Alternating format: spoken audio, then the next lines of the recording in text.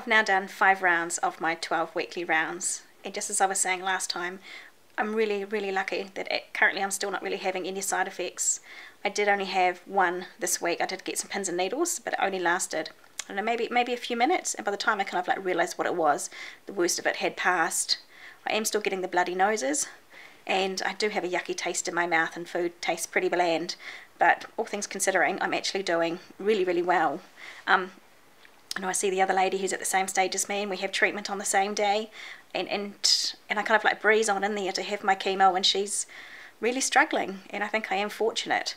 I do still have Mr. and Mrs. tiredness and fatigue seem to be part of me everywhere I go, and there are some days where I still just need to have that afternoon sleep. I seem to have the desire to be doing stuff, but my body just won't cooperate yet. It's just not ready to get back into full-on living, which is really frustrating me.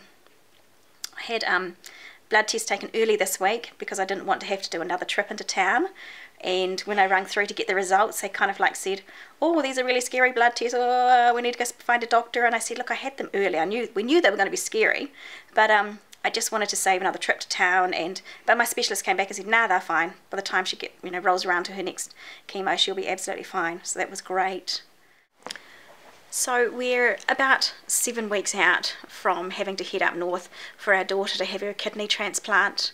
It's a bit of a process in that, because prior to her needing this transplant, we actually have to fly up a week after I finish chemo and have her last kidney removed, and then fly home and wait the 6 weeks while she recovers, and then fly back up and do 3 months up in Auckland doing the whole transplant. I'm starting to worry. I'm starting to panic about all the what ifs. We know that when we take her other kidney out, if her PD dialysis doesn't maintain her, because of course with no kidneys in her she won't be weeing, if her body fluids get over the top, then we're going to have to actually fly back to Starship Hospital and actually live there for that 6 to 8 weeks until transplant.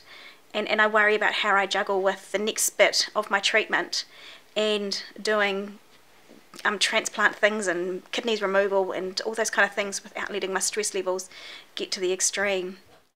I am starting to financially worry about how we're going to do it. Adam's giving the kidney and he won't be able to work for a couple of months.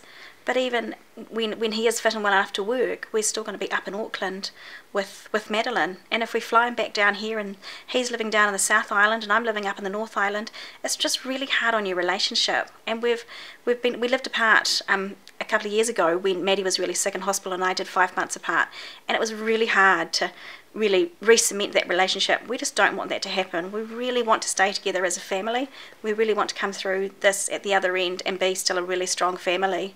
So for 3 or 4 months, financially we're not going to be having any money coming in, and I'm starting to think, what are we going to do? What are we going to do? And I'm such a control freak and such a planner that I really need to just relax and think, hey, look, whatever happens, happens, and we just have to work through it.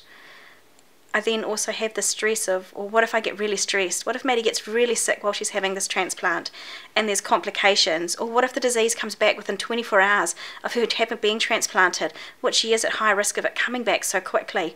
I really need to just have plans in place and steps in place to be able to get some time out so that I don't get stressed, because I really worry if I become overstressed that my cancer may reappear somewhere else. And boy, I haven't come this far doing this revolting, horrible chemo for it to come back. Trust me, I don't know if it's something I'd really want to do it again.